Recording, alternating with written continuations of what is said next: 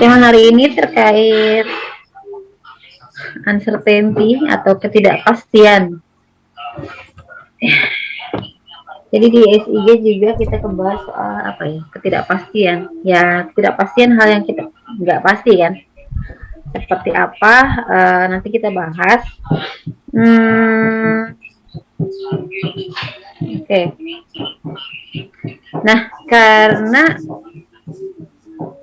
istilah ketidakpastian ini maksud adalah istilah umum yang digunakan untuk menggambarkan berbagai masalah yang timbul dari ketidaklengkapan dalam merepresentasikan tentang dirinya. Nah, jadi kan kalau saya itu lagi double zoom, saya matiin dulu.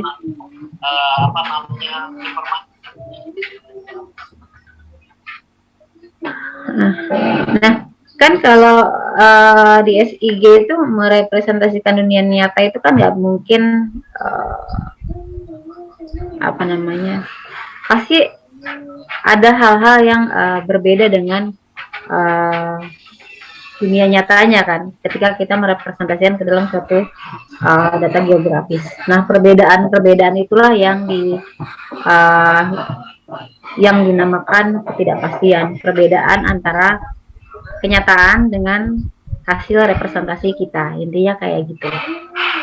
Nah, secara ilmiah kesalahan pengukuran dikaitkan dengan perbedaan antar pengamat dan antar alat ukur, seperti itu kan. Kalau di sama aja ya, di statistik juga kan kita mengukur antara nilai apa namanya, estimasi ada berapa kesalahannya itu seberapa besar, kurang lebih sama di sini juga.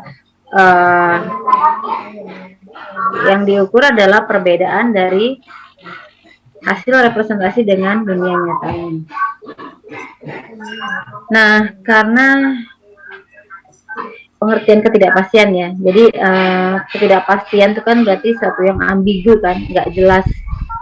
Nah, ini seringkali dipertimbangkan dalam melakukan penilaian terhadap kualitas representasi dalam SIG. Jadi, bentar.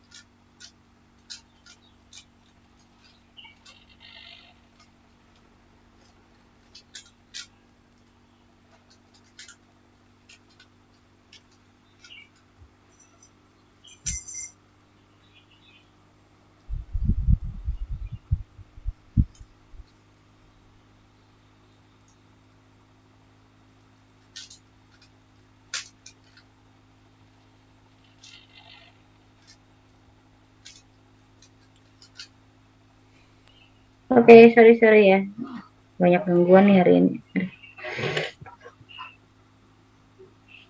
Jadi tadi ketidakpastian atau ketidakjelasan ya, ini bisa dipertimbangkan dalam melakukan kita penilaian terhadap kualitas data SIG, seperti itu. Nah,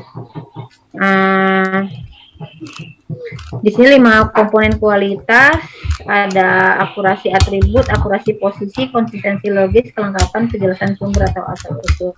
Jadi ketidakpastian dapat didefinisikan sebagai ukuran pemahaman pengguna tentang perbedaan antara isi himpunan data yang merepresentasi suatu fenomena dengan fenomena nyata. Oke, ini deh, saya sih lebih senang pakai contoh ya.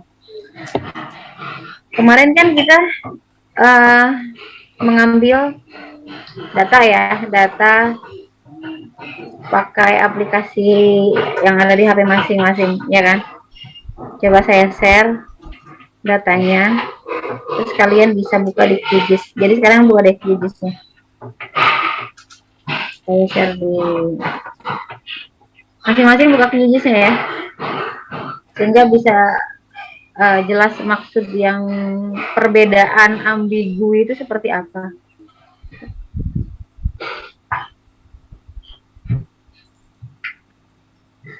Ini sih.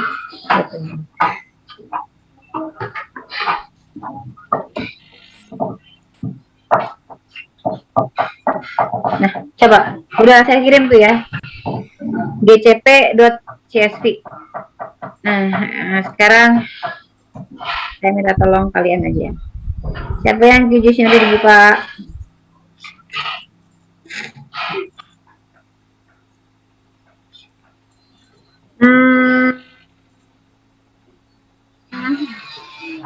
Rova, coba bantu saya share screen QGIS-nya.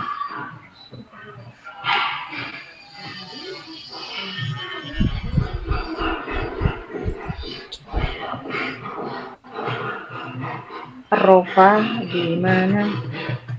Rova, kamu di mana, Rova? Rova. Saya sudah, Bu. Ya, share screen ya, QGIS-nya. Jaringan saya lagi jelek, ini pakai HP.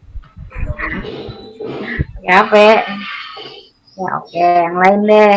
Siapa yang mau volunteer sebelum saya tunjuk? Nah, Okta, Gilang, iya, Okta, bantu saya share screen. Okta.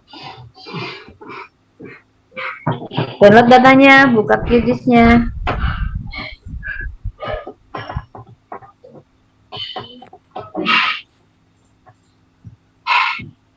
Oh, tak.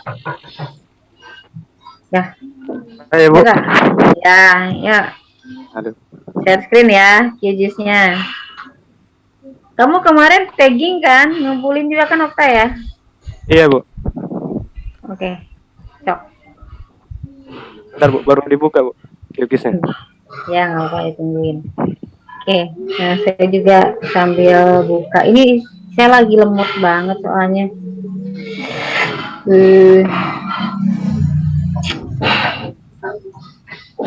Jadi kan, oke, sambil nunggu ya.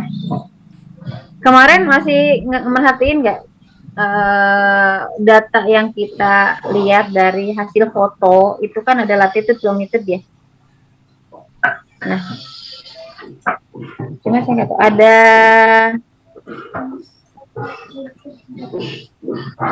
informasi akurasi nggak ya? Kayaknya nggak ada ya.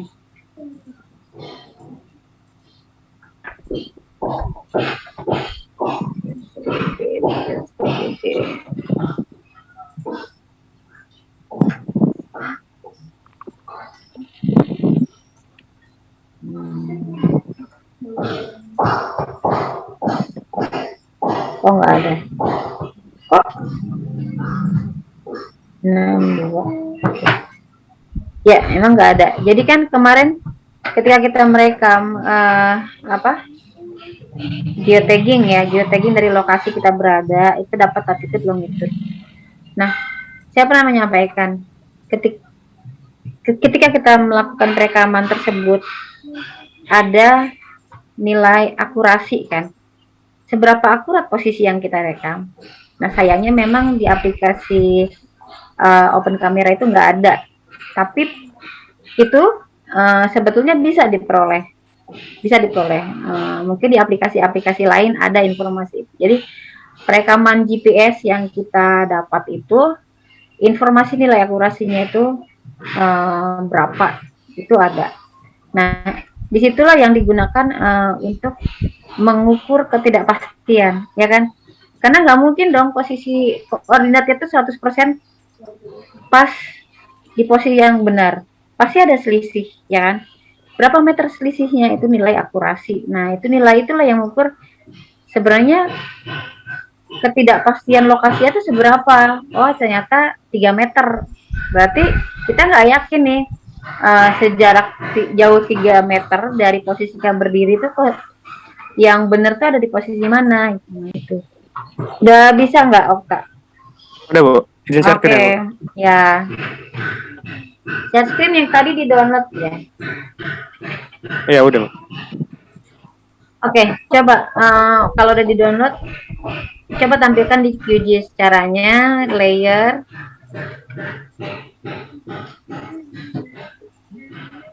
No, di atas menu layer. Menu di atas up. Nah, layer, add layer. Kemudian, oke, delimited text layer. Tadi kan datanya CSV ya, koma separated value, ya kan? Nah, ada disimpan di mana? Coba dicari di file name-nya, dipilih.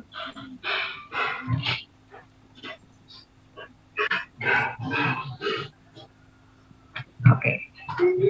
Nah, di situ kan ada informasi, coba kalau dilihat ya di sampel data itu separated-nya berarti apa? Separatornya apa itu? Koma, Bu. Titik koma ya. Oke, titik koma. Berarti kamu custom tuh yang bawah. Nah, apa titik koma itu? Semikolon ya. Iya. Oke, centang. Kemudian geometry definition-nya coba Nah, kan kemarin masih ingat nggak yang mana longitude, yang mana latitude? X itu longitude apa latitude? X latitude kan ya, Pak? Oh, longitude ya. Oh ya, longitude ya, Pak. Kan nih X itu kan kalau di Kartesian ya, X itu kan di yang vertikal, yang horizontal ya kan. Nah, nilai tik apa ya? Tik ya. Istilahnya tik-tiknya tuh kan. Nah, itu kan sejajar sama garis-garis longitude kan. Longitude tuh yang utara selatan. Itu makanya longitude. Oke, jadi setting X-nya tuh longitude. Y-nya itu adalah latitude. Geometrinya kita setting coba. Nah, di pilihannya nggak ada ya. Nah itu kamu klik aja dulu deh. Kan saya disampaikan ya, namanya data geografis pasti harus punya sistem koordinat. Kemarin sudah belajar ya. Kalau latitude longitude udah pasti geografik kan, karena derajat dia, bukan projected. Nah, jadi koordinat reference system itu terbagi atas dua kan, kelompok geografik dan projected. Tapi karena kita latitude longitude udah pasti geografik kan, yaitu ketika kita merujuk ke model bumi yang elipsoid, makanya derajat satuannya. Nah, kebetulan derajat tuh kalau kamu lihat, coba drop down-nya diklik untuk geografik, itu banyak banget. Ada banyak sekali sistem koordinat yang bisa digunakan. Tapi apakah cocok sama kita? Enggak. Tergantung posisinya. Kayak misalnya di situ ada macam-macam ya. Ada sistem koordinat yang memang hanya untuk wilayah-wilayah di lintang tinggi misalnya. Ada sistem koordinat yang memang hanya cocok di wilayah-wilayah kutub. Ya sayang, bentar.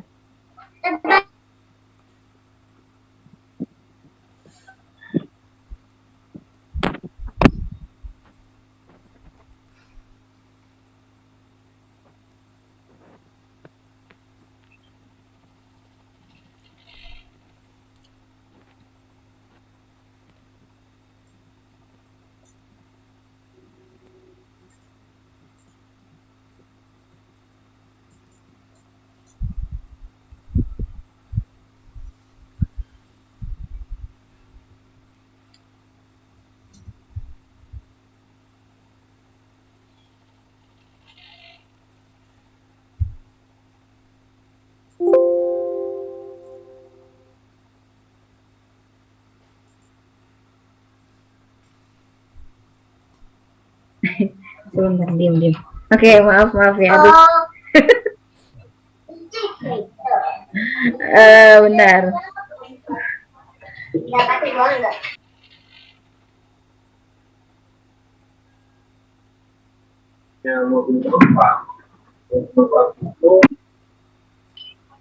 Oke, nah tadi kode, kan sistem koordinat itu banyak ya, ada banyak banget.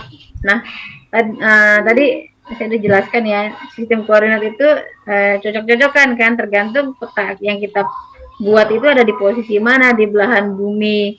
Kalau Indonesia kan di ekuator. Nah, kalau kita pakainya yang WGS 84. Nah, kalau kita scrolling cari satu-satu itu kan lama. Nah, makanya sistem koordinat yang terdaftar itu pasti punya yang namanya ID unik.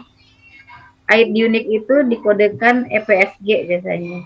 Nah, kita pakai WGS 84. Jadi sistem koordinat WGS 84. Kodenya berapa? Kodenya adalah 4326.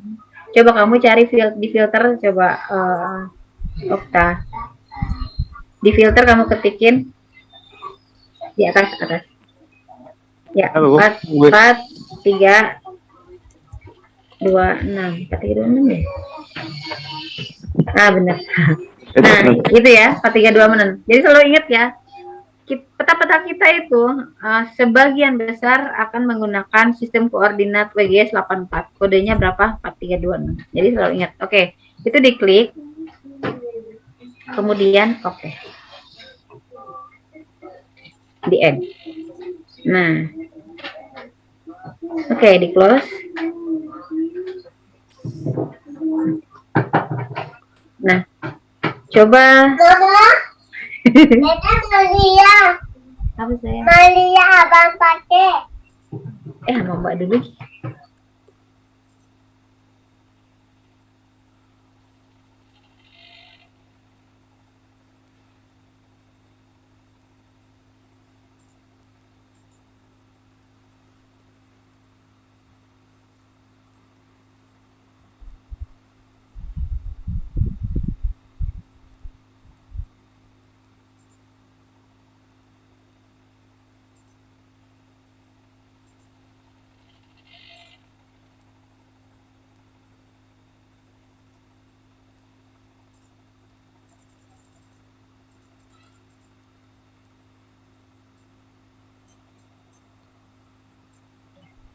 Oke, nah, itu cuma dikit ya.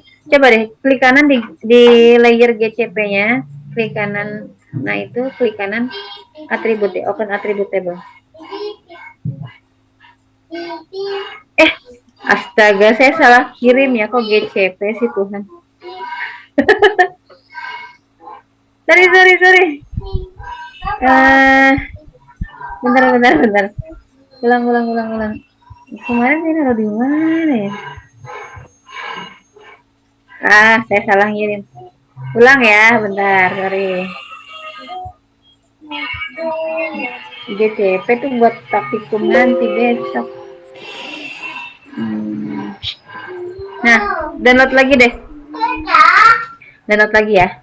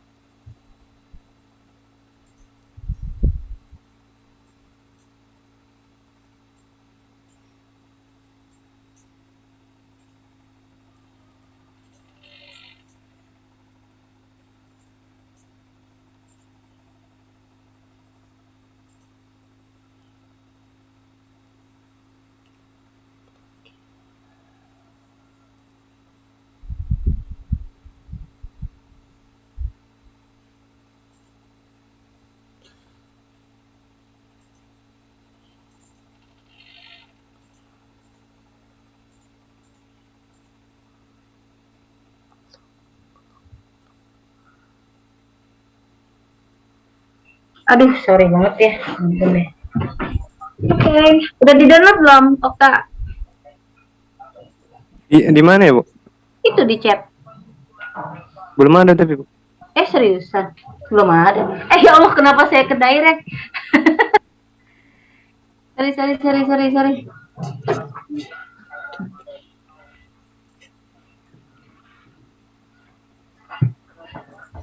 Oke, udah. Ada kan? Ada Bu, ada Bu.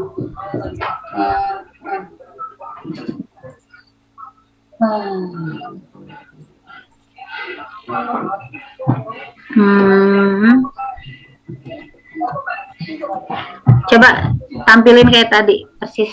Masih inget nggak? Gini tadi kan. Lihat separatornya apa? Koma. Berarti bukan semikolon tapi koma. Tadi X-nya apa? Longitude. Y-nya latitude. EPS-G-nya 4326. Udah bener ya. Oke.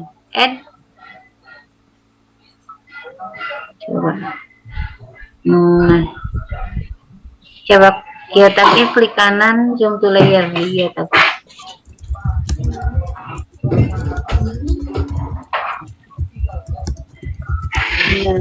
Wow, nah bisa gitu. Coba kamu tampilin di web, menu web, quick map services, Google. Coba Google Road aja deh, Google Road aja.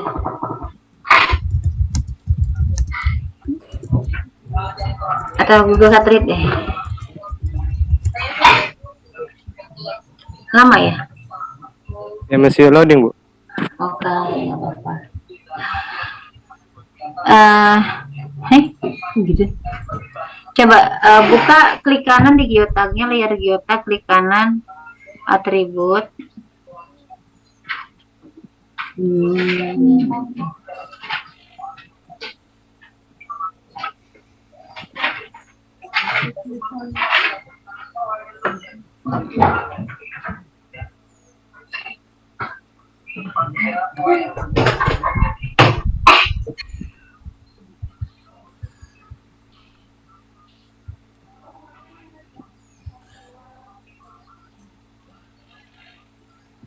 Gimana? Udah? Klik kanan, open atribut udah? Udah Bu. Atributnya nggak kelihatan. Ini atau enggak?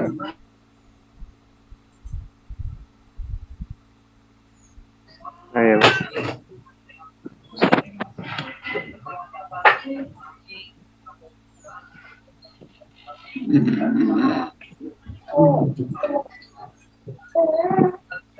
Sudah terlihat Bu. Oke, cari nama kamu tak.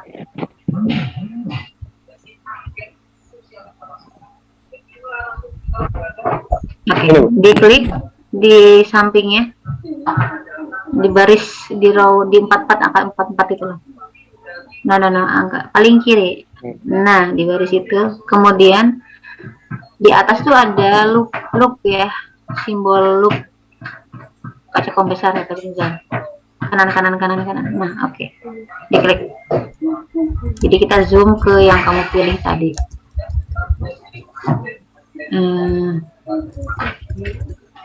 Coba di minimize. Nah, di situ bisa diinin lagi nggak? Digedein lagi. Di zoom, digedein lagi.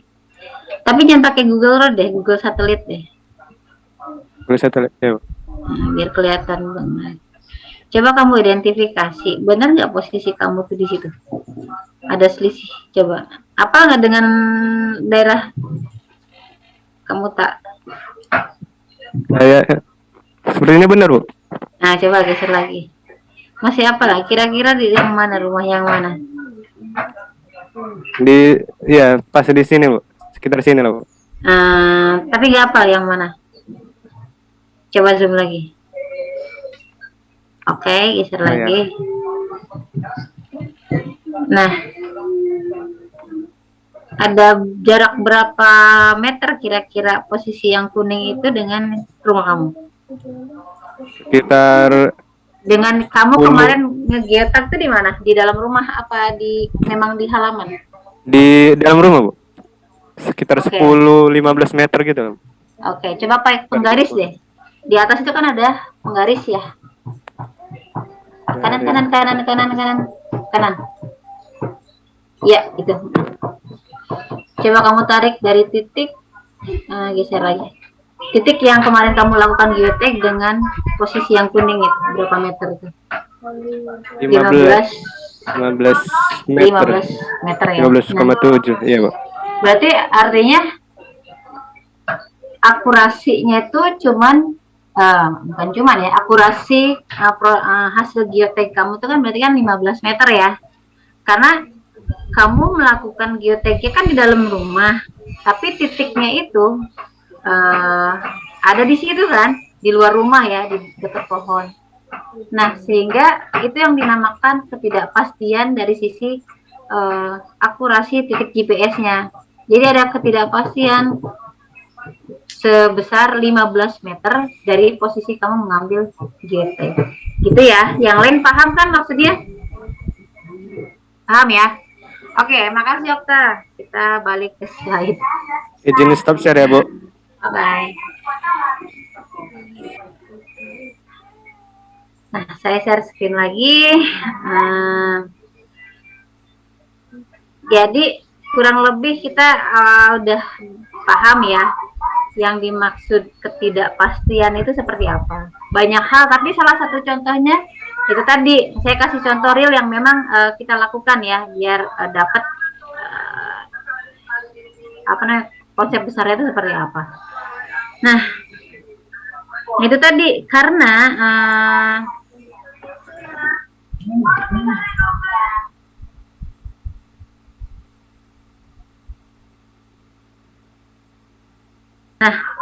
jadi karena di SIG ini kan merupakan representasi dari real world ya kan, dari dunia nyata atau dari permukaan bumi. Nah, ya dari proses representasi itulah pasti ada informasi-informasi yang tidak mungkin sama persis kan dengan dunia nyatanya.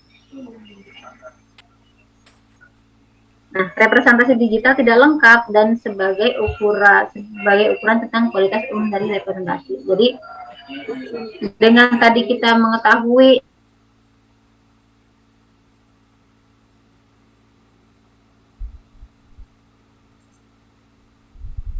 data yang kita ambil itu seperti apa, 15 meter selisihnya, oh berarti kan masih oke. Coba masing-masing ngecek, ada nggak yang selisihnya itu sampai puluhan meter misalnya? Coba, ada nggak? Nah, itu kan semakin apa namanya, ketidakpastiannya kan semakin besar. Berarti kan nilai akurasi, nilai kualitas data itu kan semakin rendah, ya kan? Seperti itu.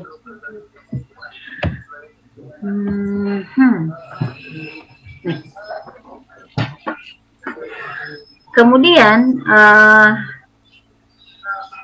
perbedaan utama antara sains informasi geografis dengan sains lainnya adalah unit analisis. Jelas ya, kalau di geografi kan unit analisisnya itu objek geografi kan, objek yang ada di permukaan bumi. Nah, informasi permukaan bumi itulah yang merupakan data utama dari sains geografi kan. Nah,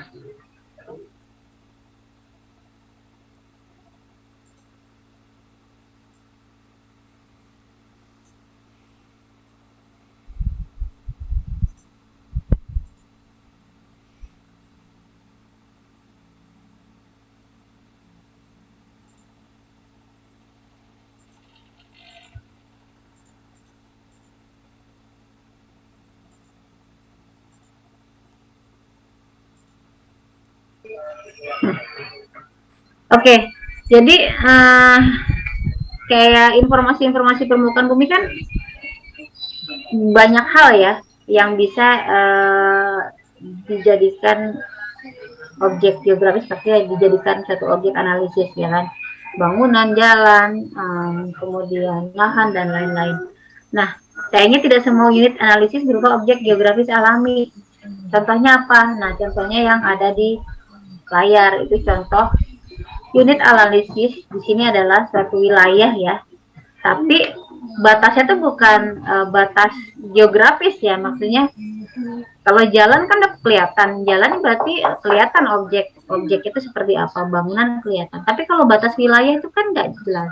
Coba kalian tanya Pak RT deh, apakah Pak RT bisa, ya kalau di perumahan batas RT-nya itu kan jelas ya, biasanya jelas, karena biasanya batasannya ya jalan, kemudian mungkin gorong-gorong atau batas jelas yang memang kelihatan kalau di perumahan besar ya.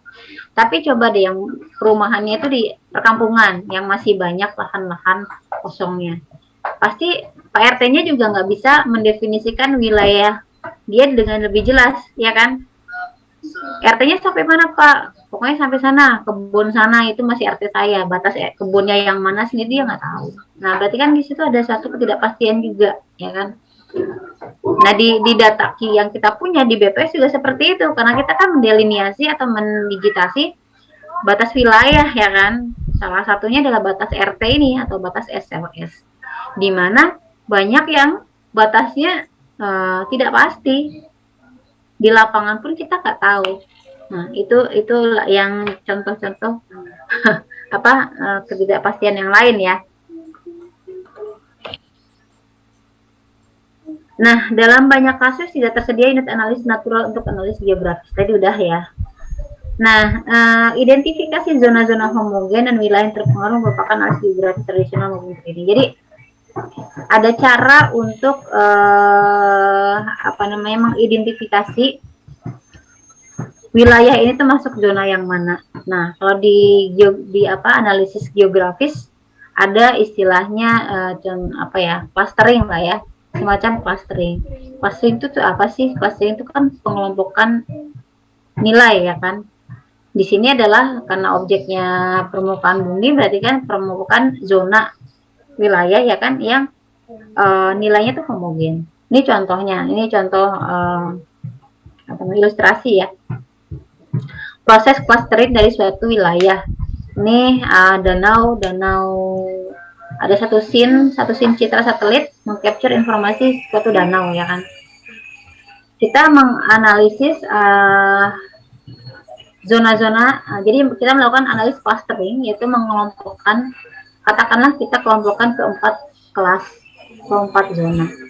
Nah, nanti secara otomatis algoritmanya itu akan mengelompokkan mana yang kira-kira nilai pixel yang mendekati dengan kelas 1, yang mendekati dengan kelas 2. Jadi dia kelompokkan yang nilainya itu cenderung homogen dengan pixel-pixel sekitarnya.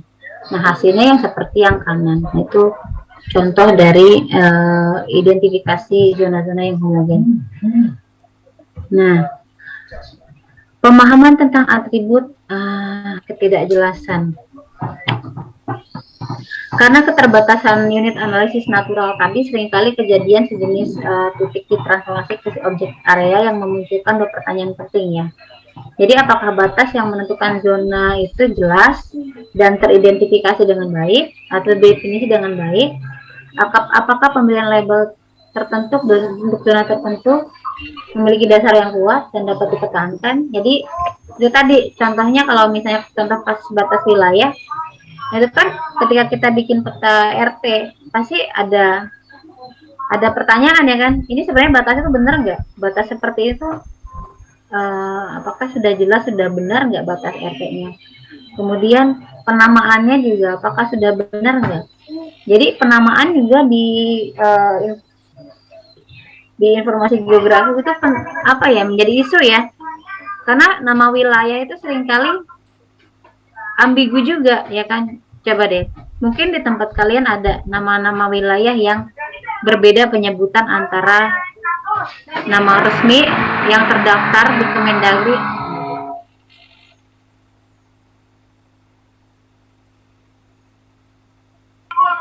dengan nama lokal, penyebutan oleh warga lokal.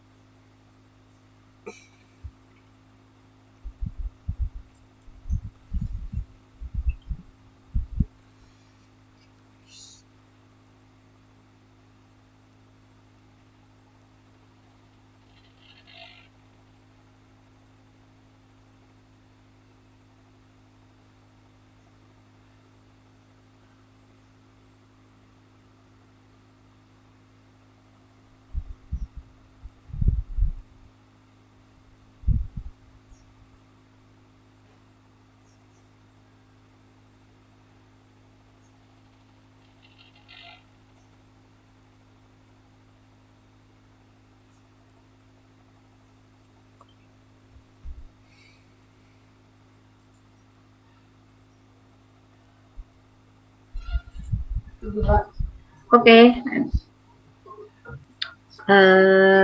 Sampai mana tadi? Nah, itu tadi ya. Jadi ketidakpastian itu tidak hanya batas wilayahnya seperti yang tadi di slide sebelumnya kan, tapi pemberian label juga bisa jadi kita nggak yakin dengan label wilayah tersebut ya, karena coba banyak kasus yang nama wilayah itu ambigu ya kan, di nama formalnya itu apa, tapi di nama penyebutan penduduk lokal yang tinggal di situ berbeda. Jadi seperti itu. Oke, nah kalau nama kan konteksnya dia ke atribut ya, bukan ke wilayah, ke areanya. Oke, next. Nah ini contoh lagi apa nih?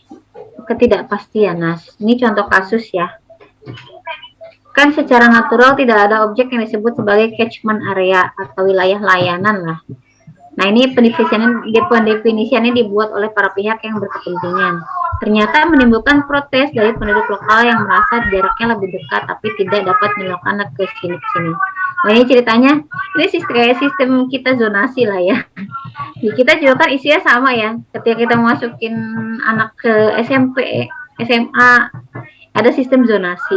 Nah dia kalau dulu ada zonasi itu dihitung radiusnya, ya kan? Tapi misalnya zonasi, tapi kan nggak jelas terdekatnya itu dari mana, terdekat dari garis lurus dari sekolah, apa ngikutin jalan utama atau seperti apa. Nah ini kan definisi zonasinya itu kan menjadi ambigu. Nah hal-hal yang ambigu yang tidak pasti itu kan menimbulkan tidak jelasan ya, seperti itu.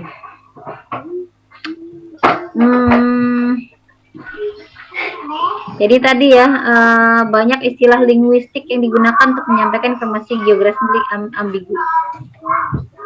Nah kayak tadi contohnya kita memberi label suatu wilayah itu bisa jadi ambigu ya, berbeda antara penyebutan kelompok satu dengan kelompok lainnya. Nah oke. Nah ini ada lagi. Ambiguitas pada umumnya muncul ketika indikatornya kurang sempurna. Nah, contoh tadi batas wilayah tidak jelas akan menghasilkan ketidakpastian para pemangku kepentingan dalam mengambil suatu keputusan. Nah, ini menjadi isu juga ya. Karena kalau di Indonesia sendiri batas wilayah administrasi itu masih PR besar, karena yang punya tugas tupoksi untuk mengidentifikasi batas wilayah itu kan Kementerian Dalam Negeri ya kan. Kementerian Dalam Negeri karena kan dia yang mengatur wilayah administrasi ya kan, harusnya dia punya dong peta digital administrasinya ya, desanya, nggak usah RT lah, desa aja dulu, desa, kecamatan dan seterusnya. Pada kenyataannya sampai saat ini tuh belum ada ya. Jadi FYI aja. Jadi peta desa yang resmi yang dikeluarkan yang memang harus ada dari Kemendagri itu belum lengkap lah. Bukan berarti belum ada, tapi belum lengkap dan belum sempurna. Nah, inilah yang menjadi apa ya, batas wilayah itu menjadi nggak jelas, ya kan? Sehingga ketika suatu pemerintah daerah melakukan istilahnya melakukan suatu kebijakan ya, atau mau menentukan suatu kebijakan tertentu menjadi tidak jelas kan ya, dari sih batas wilayahnya aja masih ada permasalahan, intinya seperti itu. Gak usah jauh-jauh di wilayah yang remote area yang batas wilayahnya itu mungkin kebun, mungkin hutan ya.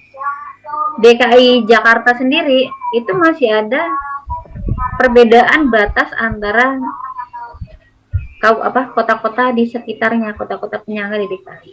Nah ini menjadi contoh dari ketidakjelasan tadi. Oke, nah ini ada metode istilahnya pendekatan namanya fuzzy ya untuk klasifikasi atribut. Jadi ini pendekatan yang digunakan untuk menggolongkan suatu fenomena. Jadi menggolongkan kayak tadi clustering ya.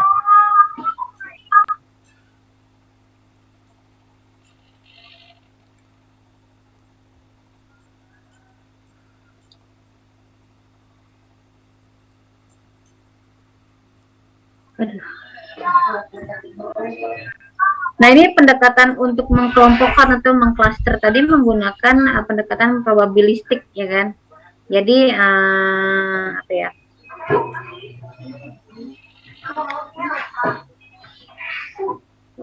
Ilustrasinya seperti ini. Saya langsung ilustrasi aja ya.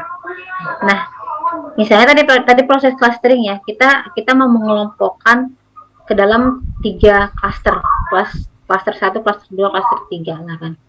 Nah, ini nanti dengan istilahnya fuzzy membership, jadi kehimpunan fuzzy ini ada 3 ya kan. Kira-kira pixel-pixel dari setiap citra satelit itu dia akan lebih apa namanya, masuk ke keanggotaan yang mana, kelas 1, kelas 2, atau kelas 3, seperti itulah. Nah, dia ada teknik pendekatan probabilistik tadi. Nilai pixelnya tuh kira-kira mendekati ke kelas yang mana, kurang lebih seperti itu. Sehingga ketika di cluster, di proses clusteringnya, maka contoh hasilnya seperti ini. Oh, ini kita bisa lihat, berarti kan klaster yang warna biru itu pasti kemungkinan air ya. Mungkin klaster merah itu dia vegetasi, atau klaster yang hijau itu pemukiman, misalnya seperti itu. Itu teknik clustering. Clustering menggunakan pendekatan fuzzy. Oke. Nah, ini contoh lain lagi tadi ya. Ini contoh membership, fuzzy membership. Jadi ada 3 membership ya, 3 kelas seperti itu. Nah, satu citra satelit kita masukin kira-kira ke membership yang mana, kelas pertama, kelas 2, kelas 3. Nah, di sini contohnya yang A itu adalah membership dari bare soil. Bare soil itu berarti kan lahan terbuka. Lahan terbuka tuh berarti kurang lebih nilai spektralnya itu di dalamnya kan seperti ini, kan tampilan visual ya. Tapi kan sekali lagi raster itu kan tersusun atas apa? Atas nilai apa? Nilai-nilai pixel ya kan, nilai-nilai pixel yang di dalamnya kita peroleh dari sebutannya nilai reflektan lah ya. Jadi kalau bare soil itu dia punya nilai reflektan tersendiri. Kemudian yang kedua itu untuk hutan. Nah, hutan juga ada nilai-nilai pixel yang memang spesifik untuk hutan seperti apa. Kemudian, nah ini misalnya tanaman lah ya. Kemudian dilakukan clustering tadi. Nah, hasilnya seperti ini. Dia langsung dapat yang mana bare soil, yang mana forest, yang mana meadows. Ini forest ya, ini meadows. Seperti itu. Kurang lebih sama dengan yang tadi saya jelasin ya. Cara ngelompokinya seperti apa? Pakai yang pendekatan probabilistik tadi. Jadi nanti ada angka, setiap pixel itu dia ke kelas 1 tuh nilainya tuh berapa, antara 0 sampai 1. Tapi oke lah, ini kayaknya kita nggak, pengetahuan dasar aja ya. Nanti mungkin kalau ada yang tertarik untuk clustering itu kan di skripsi ada, bisa dilakukan ya. Mungkin lebih ke jurusan apa, data science ya. Oke. Berikutnya ketidakpastian dalam representasi tempat atau lokasi. Nah, jadi karena kita di informasi geografis itu kan pemodelannya tuh ada 2, raster dan vektor ya. Model data dari informasi geografis itu ada vektor, ada raster. Nah, ketidakpastian dari model ini, kedua model itu agak berbeda ya karakteristiknya. Karena kenapa model vektor menggunakan konseptualisasi a priori apa ya? Sederhananya gini, kita vektor itu kan kita yang mendigitasi ya, orang yang melakukan delineasi. Ini misalnya sungai, katakanlah sungai. Ini kan orang, ya kan, orang yang melakukan delineasi ini, misalnya. Nah, ini lebih ke apa ya? Subjektif masing-masing yang melakukan delineasi, ya kan? Seperti itu. kayak tadi misalnya bikin batas wilayah, ngikutin jalan ya kan. Ya jalan batasnya yang mana tergantung subjektivitas dari masing-masing yang bikin. Nah, tapi kalau raster, nah raster itu kan dia tersusun atas pixel-pixel tadi. Dan batas kadang dalam satu pixel itu informasinya itu campuran ya kan. Kalau misalnya satu pixel itu katakanlah ukurannya 30 kali 30 meter misalnya. Satu pixel itu merekam informasi 30 kali 30 meter di lapangan. Ukuran 30 kali 30 itu kan macam-macam ya kan. Bisa jadi kebetulan di dalam sini ada rumah, ada jalan. Nah, nilai pixel ini mencerminkan apa? Rumah atau jalan? Kan nggak tahu.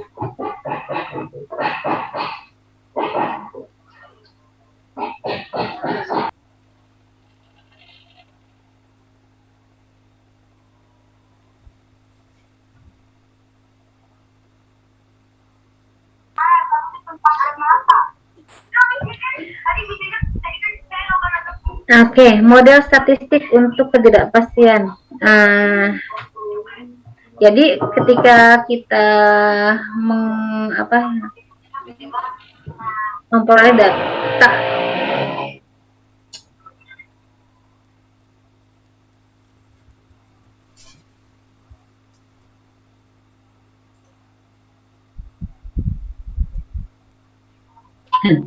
masih kedengaran nggak suara saya? Masih. Gak keganggu kan sama backgroundnya? Kalau di saya kedengaran jelas nih. Enggak ya? Masih jelas ya? Oke. Ada yang ngebor jadi berisik banget. Nah, jadi ketidakpastian itu bisa kita ukur lah ya. Ketidakpastian atau uncertainty tadi itu bisa kita ukur seberapa besar kesalahannya atau errornya. Nah, ini kalau data itu kan ada nominal, interval, dan rasio itu dimasuk. Interval sama rasio ini satu kasus yang sama ya. Jadi kita bagi dua aja, yang nominal sama interval atau rasio. Nah, kita lihat bedanya apa. Ini contoh untuk kasus nominal. Misalnya nominal itu kan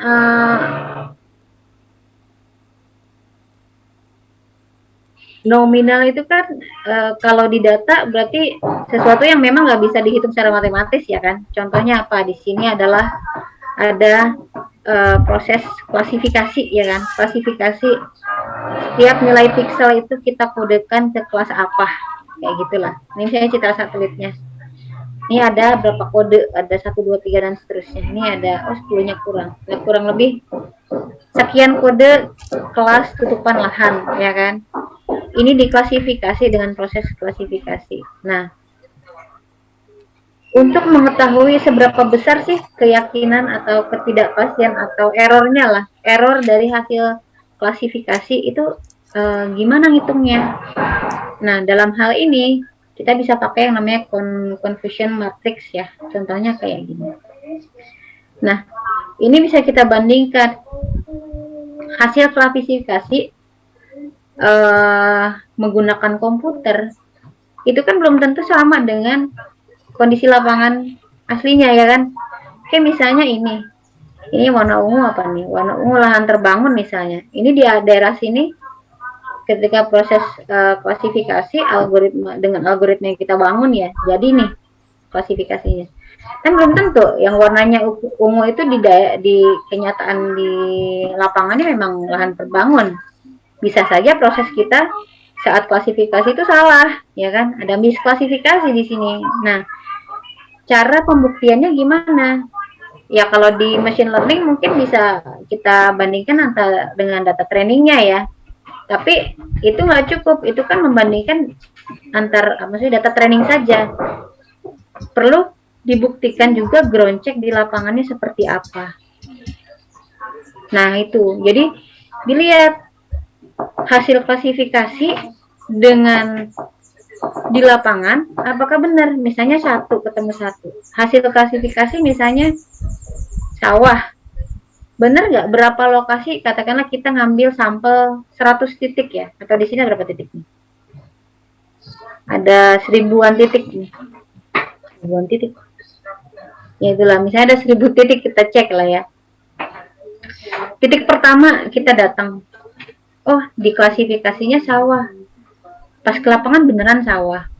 Ternyata hasil klasifikasi dengan di lapangan itu sama-sama sawah, misalnya ada 85. Tapi ada hasil klasifikasi sawah, ternyata di lapangan itu lahan terbangun, itu 5. Itu kan yang di luar apa namanya, istilahnya error-error yang tidak sesuai dengan ekspektasi ya. Misalnya harusnya kan yang kita kelaskan 2 ya di lapangannya juga 2, tapi ternyata ada juga di lapangan dikelaskan 2 tapi di lapangan misalnya ada 2, ada yang bukan 2 tuh, ada berapa nih, 1 2 3 4 6 misalnya. Nah seperti itu, akhirnya kan dengan confusion matrixnya bisa kita hitung secara akurasi itu klasifikasi kita tuh berapa sih nilainya, berarti 98%. Nah kita bisa mengukur gitu, mengukur apa namanya, metode kita itu seberapa bagus, seberapa baik.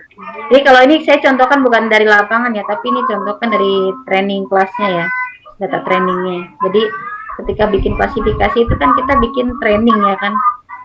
Nah kita bikin contoh, yang namanya lahan terbangun kita bikin contohnya, yang namanya tegalan kita bikin contohnya, itu kan prosesnya seperti itu. Dari data training itu kita kita masukin ke apa modelnya, akhirnya dapat nilai klasifikasi. Tapi oke, kurang lebih seperti itu hal yang sama ya. Confusion matrix itu baik menggunakan data training maupun kita pengecekan lapangan, proses cara hitungnya itu sama aja.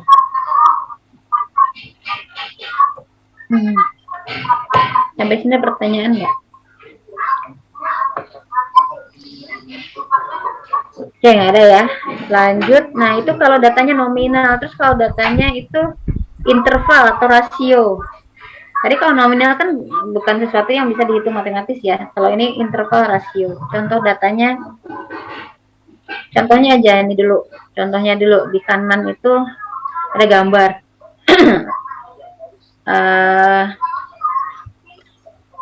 Oh ini standar errornya ya, contohnya saya agak salah nih ngambilnya. Misalnya gini, ini figurnya standar error, tapi oke lah.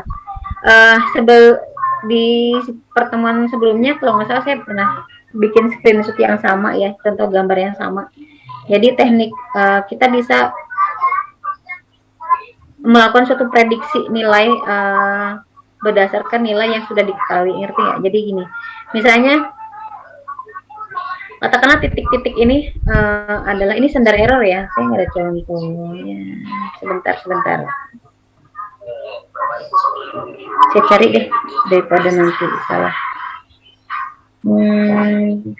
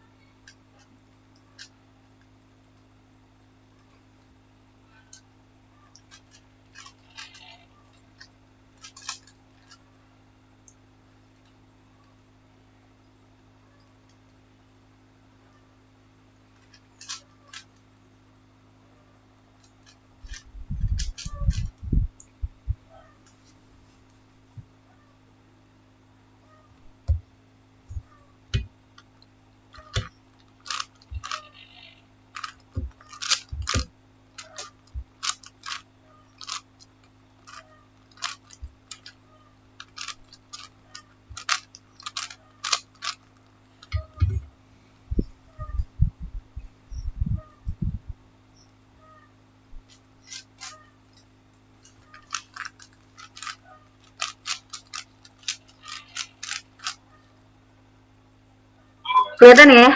Ini saya nambahin image. Nah, ini contoh kita memprediksi suatu nilai ya. Ini yang titik-titik itu adalah stasiun hujan. Kita mau memprediksi nilai presi curah hujan di seluruh wilayah yang ada di sini. Tapi data yang digunakan hanya dari titik-titik ini aja, dari titik-titik stasiun hujan. Tapi kita memprediksi semua semua curah hujan yang ada di wilayah ini. Nah, itu adalah teknik interpolasi. Berarti kan ada nilai prediksi, nah kan. Berarti kan, nah, cara mengukur kesalahannya gimana? Ya, berarti kan kita lihat selisih antara nilai prediksi dengan nilai yang sebenarnya, kurang lebih seperti itu. Nah, di sini nilai pengamatan kali sama dengan nilai sebenarnya ditambah beberapa distorsi. Nah, ini kan rumus ya, tapi kurang lebih bahasanya kita melihat ada error antara nilai prediksi kita dengan nilai true value-nya, nilai yang benarnya seperti apa.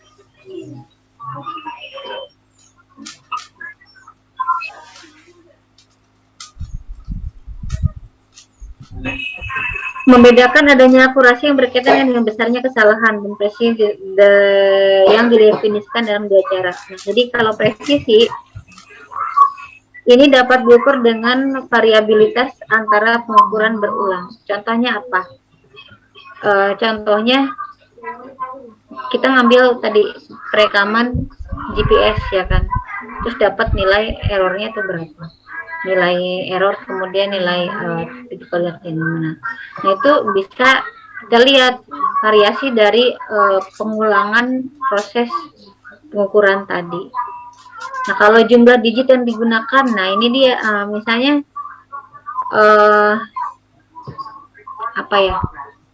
Jumlah digit itu ya berarti ya di belakang komanya itu sebenarnya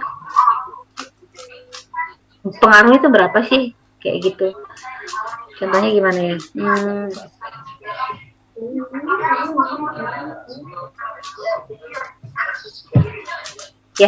Ya misalnya tadi kita dapat nilai akurasi perekaman itu katakanlah 20, sekian ya kan. Tapi kalau memang apa namanya? Enggak, contohnya apa kayak gitu, sebentar. Contohnya apa ya?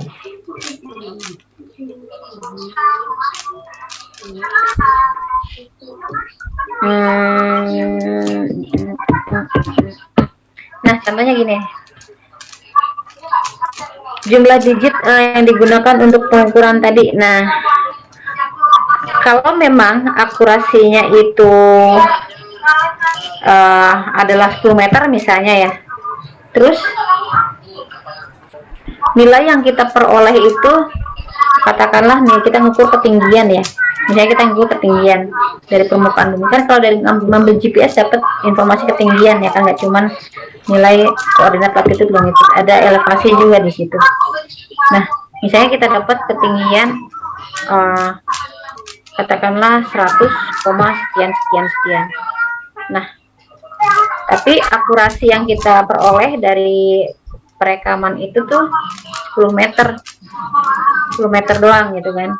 Berarti koma sekian itu intinya nggak terlalu bermakna di situ karena akurasinya ya cuman 10 meter, ngerti nggak? Jadi nilai ketinggiannya 100,25 misalnya, 0,25 tuh menjadi nggak ada maknanya lah intinya. Ya udah 100 aja, itu udah bener karena akurasinya cuma 10 bukan 10,50 misalnya gitu. Bisa dipahami nggak maksudnya? Nah, untuk mengukur ketidakpastian biasanya pakai nilai RMSE, root mean square error. Nah, seperti itu. Jadi kalau misalnya tadi kita melakukan suatu prediksi nilai ya. Nah, kemudian kita lihat kan errornya berapa antara nilai pengamatan dengan nilai sebenarnya. Kemudian dari situ bisa dihitung nilai RMSE. Jadi nilai total dari kualitas hasil prediksi kita tuh seberapa besar. Nah, atau juga pakai data distribusi Gaussian seperti ini.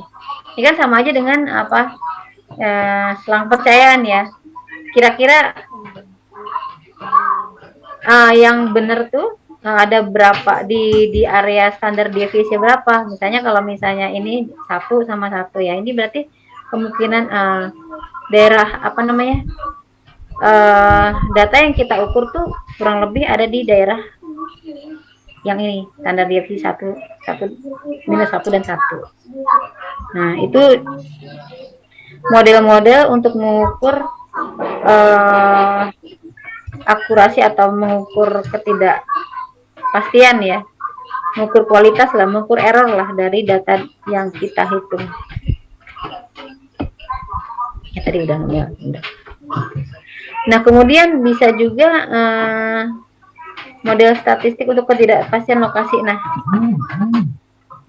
kalau tadi kan contoh hasil data nominal, kemudian data interval. Nah kalau misalnya secara geometri nih ya, ini kan wilayah, bukan kalau tadi kan nilainya kan nilai datanya, atributnya, di sini adalah pikselnya kan. Nah kalau ini geometrinya kan, bentuknya. Nah kalau bentuknya ini ada istilahnya semacam guidance ya, kira-kira skala sekian itu ada kesalahan tuh berapa besar sih, kayak gitu. Contohnya misalnya ini 1 banding, kalau misalnya skalanya 1 banding 50.000, 1 banding 50.000 kan 1 cm di kertas ya kan adalah sama dengan 5.000 cm di lapangan. Nah berarti ada ketidakpastian sebesar 2,5. Cara bacanya seperti itu. Nah terus contohnya tampilannya gini, ini tampilan misalnya kita peta skala 1 banding 2000 kurang lebih kayak gini lah, 1 banding 2000. Nah kalau 1 banding 2000 kita lihat 1 banding 2000, 1 banding 20.000 segini, 1 banding 20.000 lah ini peta skalanya misalnya. Kalau kita lihat 1 banding 20.000 itu kurang lebih ada ketidakpastian, maksudnya ada perkiraan kesalahan sebesar, kalau 24.000 12.000, berarti 20.000 kurang lebih sama ya, angkanya segitu-segitu juga, 10 sampai belasan lah ya meter.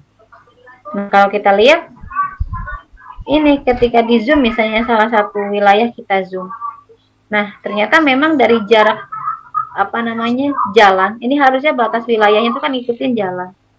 Kalau kita lihat tarik garis dari jalan ke batas wilayah, ada selisih, ada jarak sekitar 8 meter. Nah itu kan berarti kualitas data kita tuh ada error sebesar 8 meter. Nah itu kalau memang skalanya 20.000.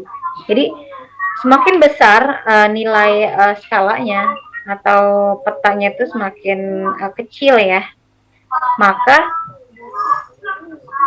selisih dengan di lapangan itu akan semakin besar. Seperti itu. Bentar.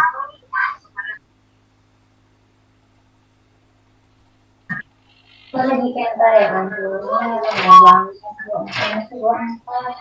ini mau tanda terus apa?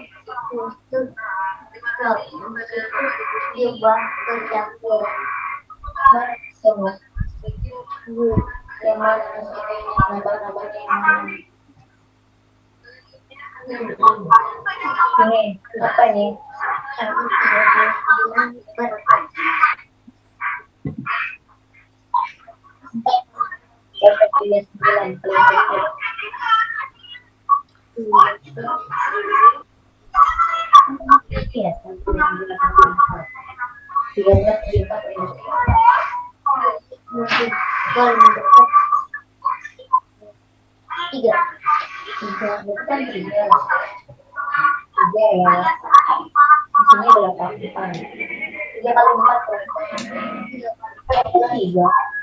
tiga ini 300 saya 330 139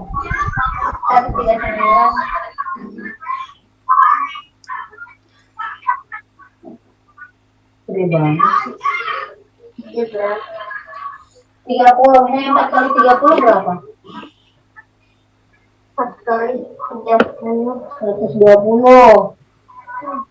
139 plus 120 pada sesi berapa? 9.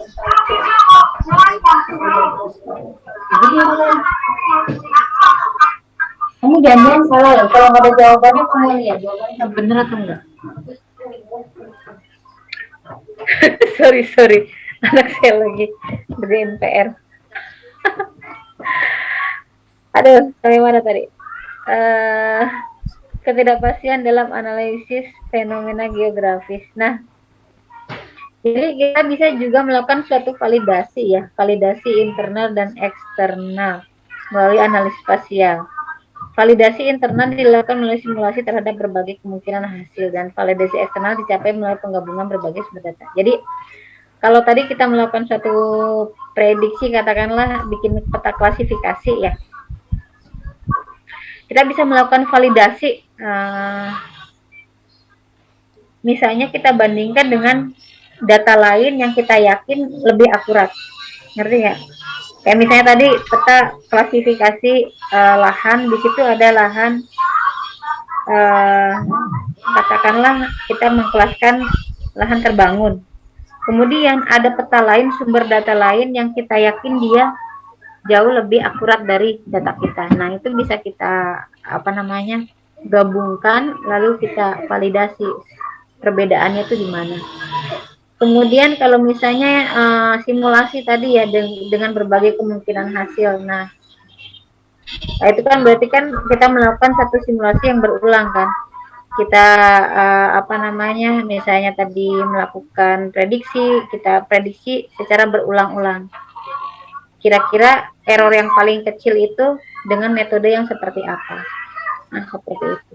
Kalau bikin model itu kan sama juga kan. Model itu bukan berarti hanya satu model yang tepat. Bisa jadi kita perlu beberapa kali running model untuk memperoleh nilai error yang makin kecil. Oke. Kemudian bisa juga melalui autokorelasi. Nah, autokorelasi itu ada kaitannya dengan nilai wilayah-wilayah terdekat, seperti itu. Kalau misalnya autokorelasi spasial positif yang kuat, ini akan mengurangi efek ketidakpastian. Contohnya gini, tadi kan autokorelasi spasial itu, misalnya nilai error suatu wilayah dengan error wilayah lainnya itu sama nggak? Punya nilai yang kurang lebih sama nggak? Nah, itu kalau ternyata sama, berarti dia punya autokorelasi.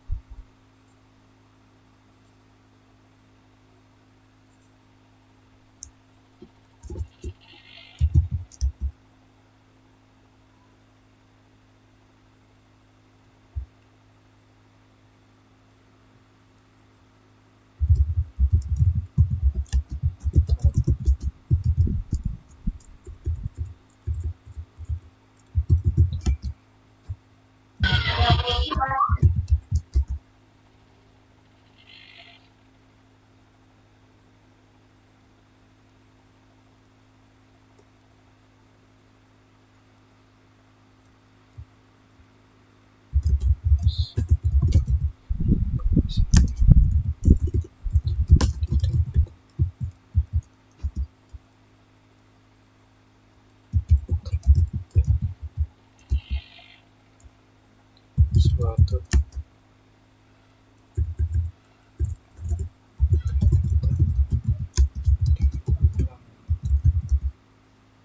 dalam proses pengolahan data tersebut, kemudian dilakukan interpretasi.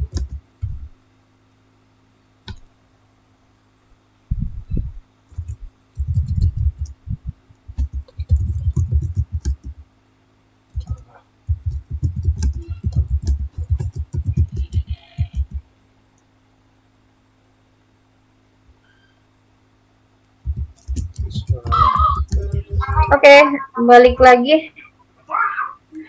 Tadi kan kalau autokorelasi itu kan berarti ada hubungannya dengan wilayah sebelahnya gitu kan. Kalau misalnya contohnya error punya autokorelasi 0,164 artinya lokasi dia dengan lokasi tetangga-tetangganya itu punya peluang error yang sama, yaitu sebesar 0,16. Jadi kalau autokorelasi itu lebih ke hubungannya dengan wilayah tetangganya, apakah errornya itu punya karakteristik yang sama. Nah, itu cara validasi menggunakan autokorelasi. Oke. Nah, kalau misalnya error propagation ini tuh untuk mengukur dampak ketidakpastian data pada hasil operasi. Jadi kalau kita tahu nilai errornya berapa, kita bisa mengukur kira-kira kualitas data kita tuh seberapa besar. Apa sudah baik, apakah memang kurang bagus atau seperti apa. Nah, dua strategi untuk mengevaluasi propagasi kesalahan. Nah, ini kita bisa cari ya, kita hitung, kita ukur seberapa besar kesalahannya. Kemudian kita simulasikan dari hasil dampak dari ketidakpastian tadi, kita simulasikan kira-kira efeknya itu seberapa besar. Kurang lebih seperti itu. Jadi apa ya, bisa disimpulkan? Nah, jadi intinya apa ya? Ketika kita memprediksi suatu data ya, dalam hal ini data geografis kan, bikin suatu model, bikin suatu prediksi, harus ada ukurannya, seberapa besar kualitasnya, yaitu dengan melihat errornya itu seperti apa, errornya itu seberapa besar. Nah, kalau dengan mengetahui besaran error, maka kita bisa mengukur kualitas data itu kualitas data kita itu seberapa baik. Kurang lebih seperti itu. Cara ukurnya macam-macam ya kan. Tadi yang dari pertama ada bisa pakai RMSE ya kan. Kemudian bisa pakai distribusi Gaussian atau bisa pakai autokorelasi seperti ini. Nah, itu banyak. Atau yang tadi kalau dia datanya nominal bisa pakai confusion matrix. Jadi banyak cara untuk mengukur kualitas data kita, kurang lebih seperti itulah ya. Kalau misalnya bukan data atribut tapi datanya itu data geometri, kita lihat skalanya atau skala berapa yang kita menggunakan peta skala berapa, berarti mencerminkan kualitas data di lapangan itu selisihnya itu seberapa besar. Nah, kalau geometri seperti itu. Nah, kemudian validasi melalui penyelidikan efek agregasi. Nah, ini efek agregasi dan skala ya. Proses agregasi dan perbedaan skala dapat menimbulkan persoalan dalam analisis. Nah, ini perlu kehati-hatian. Jadi agregasi itu kan kalau masih ingat adalah proses penyederhanaan, ya kan?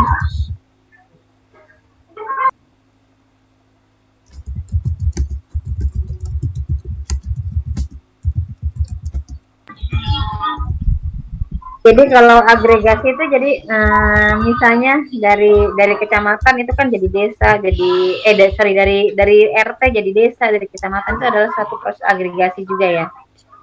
Nah, efek skala dan agregasi umumnya dikenal sebagai MAUP nih, Modifiable Areal Unit Problem. Nah, contohnya kasusnya gini, biar jelas nih. Oke. Saya ada cerita yang mungkin masih ada relate ya dengan masalah MAUP. Nah, cerita ini tokohnya adalah Jon Snow. Ada yang kenal Jon Snow nggak? Yang suka nonton Game of Thrones mungkin langsung senyum ya. Oke, tapi bukan Jon Snow-nya Game of Thrones ya. Ini Dr. Jon Snow ya. Dia tuh seorang ahli apa sih namanya? Yang untuk epidemi itu. Ya itulah. Dia orang kesehatan ya. Suatu saat di London deh kalau nggak salah. London bener ya. Ada wabah kolera tahun 1854. Wabah kolera. Kalau mau lihat di Wikipedia-nya. Nah, jadi si wabah koleranya cukup parah ya. Itu ada wabah, banyak yang mati juga. Nah, si Jon Snow itu mau mencoba mencari ya, menganalisis secara pola spasial dan secara statistik kira-kira penyebabnya itu, sumber masalahnya itu ada di mana. Nah, makanya dia coba petakan yang meninggal itu di rumah mana aja, dipetakan sama dia. Yang titik-titik itu adalah lokasi orang-orang yang meninggal. Jadi rumah-rumah yang orangnya itu meninggal karena kolera. Kemudian ada peta, ini PAM itu kayak semacam sumur ya, jadi pompa air bersih lah. Dia tersebar di sudut-sudut kotanya ya. Dia petakan juga. Ketika dia petakan kematian orang-orang tadi, dia bisa melihat ada suatu pola di sini. Sehingga merujuk ke biang keroknya itu ternyata sumur yang ini, pompa yang ini. Karena kalau kita melihat polanya itu kayak seperti terpusat ke satu titik sumur yang ada di tengah. Nah, ternyata memang disinilah sumber air yang menyebabkan wabah itu terjadi. Oke, itu ceritanya. Nah, kalau misalnya kita agregasi sebaran orang yang meninggal karena kolera ini ke dalam suatu peta wilayah lah, katakanlah area ya. Jadi kan kalau kita buat suatu poligon wilayah, ini misalnya katakanlah wilayah lingkungan 1, lingkungan 2, dan seterusnya. Nah, ini kemudian kita simbolisasikan ya ke gradasi warna, yang semakin pekat warnanya dia akan berarti wilayah tersebut itu dampak yang mati itu banyak. Nah, proses agregasi dari garis-garis jalan itu kan bisa macam-macam cara. Ada yang bisa yang paling kiri, bisa yang tengah, bisa yang paling kanan. Nah, ketika melakukan agregasi wilayah tadi dengan berbagai cara, ternyata peta yang dihasilkan juga akan berbeda. Kalau ternyata mengagregasinya pakai cara nomor 3, kalau kita lihat tidak ada wilayah yang benar-benar paling tinggi kematiannya. Semua wilayah itu kelihatannya sama. Tapi kalau misalnya model 1, agregasi wilayah itu ke model yang pertama, kita lihat ternyata ada satu zona yang benar-benar wilayahnya itu paling banyak kematiannya. Nah, itu adalah model MAUP tadi. Jadi pengaruh agregasi itu sangat berpengaruh ke data yang disajikan, seperti itu. Kualitas data juga. Oke, mudah-mudahan dipahami ya. Ya, sama halnya lah dengan kalau kita pernah lihat peta ini enggak, peta COVID ya, peta COVID, sebaran COVID. Zona merah Zona merahnya misalnya satu kota Bekasi zona merah semua. Padahal belum tentu satu kota, maksudnya semua desa di kota Bekasi itu, semua kelurahan di kota Bekasi itu punya apa zona merah, belum tentu kan. Tapi karena ada agregasi kabupaten, ya udah satu kota itu menjadi zona merah. Itu maksud contoh lainnya ya. Jadi, karena hampir tidak mungkin membuat representasi yang lengkap, representasi geografis dapat menimbulkan ketidakpastian tadi ya. Ketidakpastian dalam pemahaman tentang fenomena geografis, kemudian ketidakpastian dalam representasi fenomena geografis, atau ketidakpastian dalam analisisnya. Jadi banyak hal yang ketidakpastian di informasi geografis ini. Ada pertanyaan nggak? Izin bertanya, Bu. Oke, silakan. Biasanya itu cara untuk memperkecil ketidakpastian atau error-error itu dengan cara apa ya, Bu? Oke, sebentar ya.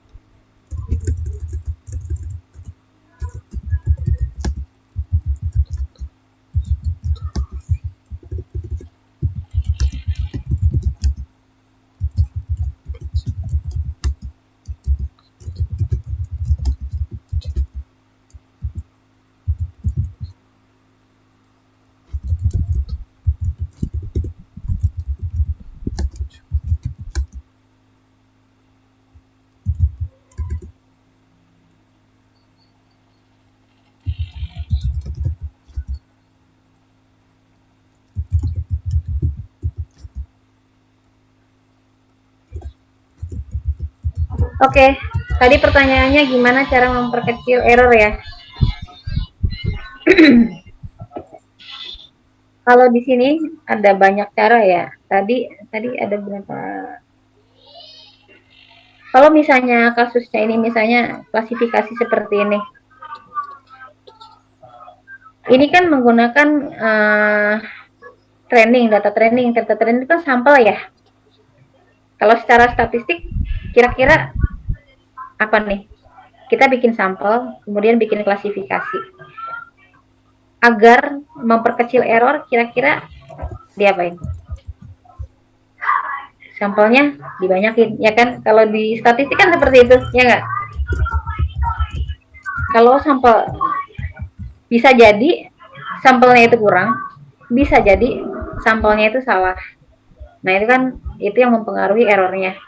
Nah, kalau kasusnya seperti ini, kasus data nominal seperti ini, klasifikasi ya artinya kita perbanyak sampelnya, atau bisa jadi perbaiki sampelnya. Bisa jadi ketika kita bikin training, harusnya itu masuk ke sawah, tapi kita bikin training, kita labelkan sebagai kebun. Nah, itu kan jadi salah. Nah, oke. Terus kalau misalnya datanya rasio, kita bikin suatu prediksi seperti ini ya, prediksi data hujan. Ini kan membuat prediksi itu artinya bikin model ya. Model prediksi itu kan macam-macam. Kalau memang kita ngomongin interpolasi, ada model ordinary kriging, contohnya nih kriging. Model itu dalam suatu model kriging itu kan kita bisa menggunakan banyak fungsi. Istilahnya ada parameternya, ada fungsinya. Nah, itu model tersebut itu nggak bisa sekali jalan terus kita pakai. Perlu ada banyak model, variasi model bisa jadi fungsinya kita ganti, atau cut off pointnya parameter lainnya mungkin kita ganti. Intinya model itu jangan bikin satu, tapi ada banyak model, sehingga kita bisa bandingkan model mana yang paling kecil errornya. Ya kalau memang prediksi mau nggak mau kayak gitu, sama aja dengan regresi ya kan. Kalau udah belajar regresi belum? Belum ya. Kalau data prediksi seperti ini kan kaitannya pemahaman dengan regresi itu hampir-hampir sama ya. Sama dengan regresi kan. Kita bikin regresi itu pasti perlu satu model ya kan. Sebaiknya model itu dibuat ya yang tidak hanya satu model, pasti ada beberapa model baru kita bandingkan model yang paling baik seperti apa. Salah satunya adalah yang nilai errornya yang kecil kayak gitu ya. Nah kalau misalnya datanya berupa geometri, gimana untuk memperkecil ketidakpastian? Nah kalau misalnya kita bikin peta wilayah seperti ini, cara memperkecil istilahnya sama meningkatkan akurasi ya, gunakan sumber data yang sangat rinci. Kalau citra satelit misalnya, citra satelit yang kita pakai, cari serinci mungkin. Kalau perlu resolusinya di bawah 10 meter, kalau perlu resolusinya di bawah 1 meter. Nah tapi apakah mungkin? Nah jadi kerincian sumber data juga sangat sangat mempengaruhi kualitas datanya. Kan bikin peta poligon RT itu kan pasti dari citra satelit ya, nggak mungkin kita ngarang. Tapi tidak hanya citra satelit loh ya, titik koordinat yang kita rekam di lapangan menggunakan GPS juga sama. Terus kalau GPS, terus gimana Bu kalau GPS? Bisa nggak kita memperkecil errornya? Kan kayak tadi contohnya yang Okta di depan tadi ya, Okta ngerekam ternyata ada selisih berapa tadi 15 meter. Bisa nggak Bu saya ngerekam akurasinya di bawah lagi 15 meter? Ikhtiarnya ya bisa sebetulnya ya, karena kan kita GPS itu dipengaruhi oleh lingkungan sekitar. Mungkin errornya 15 meter karena Okta ngerekamnya di dalam ruangan, sehingga sinyal GPS yang masuk ke HP-nya itu dari satelit ke HP-nya itu terhalang oleh bangunan kan. Caranya gimana? Ya harus keluar dari rumah sehingga tidak ada hambatan di situ. Sinyal dari satelit GPS masuk ke GPS receiver yang ada di HP-nya itu tanpa hambatan. Pasti nilai akurasinya turun, nggak akan 15 lagi. Pasti turun ke bawah. Oke. Saya jelas nggak Eca ya? Iya, jelas Bu. Terima kasih Bu. Oke, sip. Mudah-mudahan paham ya. Ini agak, memang ini baru apa ya? Pengetahuan umumnya lah ya. Kan kita nggak bener-bener praktek ngitung, bikin klasifikasi, clustering. Kan itu memang tidak bisa juga kami ajarkan di SIG semua ya, nggak cukup. Waktunya tuh nggak cukup satu pertemuan ya. Paling nggak punya gambaran lah kalau nanti teman-teman tertarik untuk bikin suatu penelitian yang ada hubungannya dengan GI Science seperti ini. Nah, setidaknya bisa ada gambaran lah ya. Oke, nanti tugas presensinya ini menjelaskan pengertian ketidakpastian geografis dan sumber-sumbernya. Nah itu silakan ya, menurut jawaban kalian seperti apa. Seperti biasa diisi, nanti ada link Google Form yang saya taruh di Google Classroom ya, ada linknya kan. Jadi itu juga diisi, untuk absensi PJJ-nya diisi, sehingga dua-duanya ya. Ada pertanyaan lain nggak?